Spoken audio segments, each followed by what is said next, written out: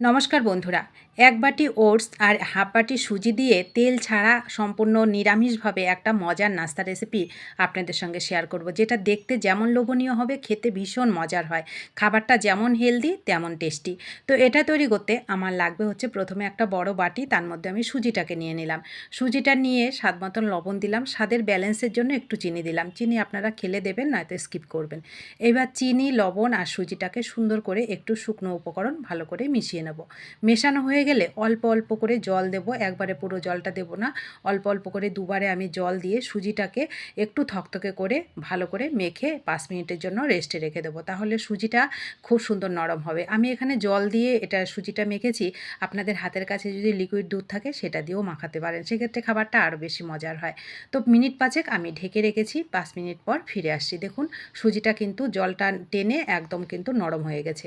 এবার যতটা জল আছে তার মধ্যে আমি এক বাটি যে ওটসটা নিয়েছি সেটা দিয়ে দিলাম। দিয়ে এটাকে সুন্দর করে চামচ দিয়ে ভালো করে মিশিয়ে নেব। যতটা সুজির মধ্যে জল আছে সেই জলেই কিন্তু এই ওটসটা খুব সুন্দর মাখাও হয়ে যাবে, আবার কিন্তু নরমও হয়ে যায়। ওটস কিন্তু খুব সহজে কিন্তু নরম হয়ে যায়। তো দেখুন একটু সময় নিয়ে ভালো করে একটু মাখাবেন, দেখবেন খুব সহজে ওই সুজির জলটা দিয়েই ওটসটা কিন্তু মাখানো হয়ে গেল। এইবার যেমন ঝাল খাবেন আপনারা সেরকম কাঁচা লঙ্কা কুচি দেবেন। আমি এখানে দিলাম এক বাটি, ছোটো বাটির এক বাটি গাজর গ্রেট করে দিয়েছি। আপনারা এখানে ক্যাপসিকামও দিতে পারেন, আবার নিরামিষভাবে না করলে পেঁয়াজও ব্যবহার করতে পারেন। ম্যাগি মশলা দিলাম খুবই সামান্য, হাফ চামচ মতন। আর জিরে, ধনে, গরম মশলা ভেজে গুঁড়ো করা ছিল, সেখান থেকে হাফ চামচ দিলাম। খুবই সামান্য একটুখানি ধনেপাতা দিলাম। মশলাটাও আমি খুবই সামান্য ব্যবহার করছি, আপনারা চাইলে মশলাটা আরও বেশিও ব্যবহার করতে পারেন। আর মশলাটা আপনারা যে মশলা খাবেন সেটাই ব্যবহার করতে পারেন। তো দেখুন সুন্দর করে আমি মেখে নিলাম। মাখাটা এমন হবে যেন হাতে লেগে যায়, নরম নরম যেন হয়, তাহলে খাবারটা তৈরি করার পরে খাবারটা খুব সুন্দর নরম হবে, খেতে ভালো লাগবে। তো মাখা হয়ে গেলে এবার হাতটা পরিষ্কার করে একটা ঝাঁঝরি যেই থালাগুলো হয় সেটা নিয়ে নিলাম, তার মধ্যে একটুখানি ঘি ভালো করে মেখে নিলাম। তো ঘিটা দিলে খুব সুন্দর একটা ফ্লেভার হয়। তো ঘিটা দিয়ে আমি হাতের মধ্যে আর একটুখানি ঘি নিয়ে এটাকে সুন্দর করে এই দেখুন গোল গোল করে একটু পাতলা পাতলা করে, যতটা পাতলা করা যায় ততটা পাতলা পাতলা করে আমি ওই যে থালাটা রেডি করেছিলাম ওর মধ্যে এগুলোকে দিয়ে দেবো।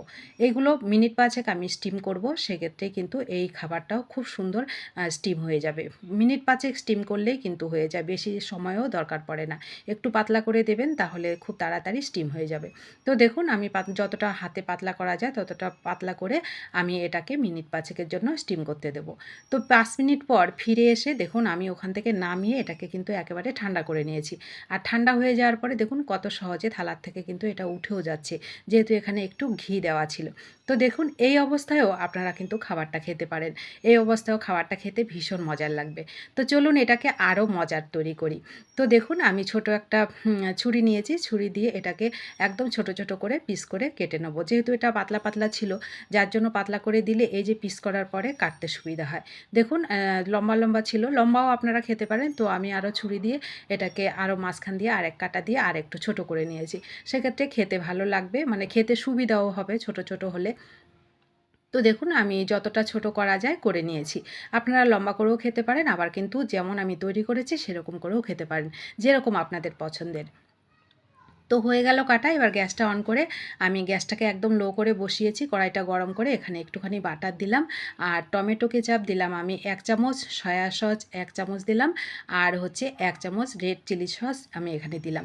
একটুখানি ধনেপাতা দিলাম, আর খুবই সামান্য একটুখানি জল দিয়ে এটাকে সুন্দর করে আমি মিক্সড করে নেব।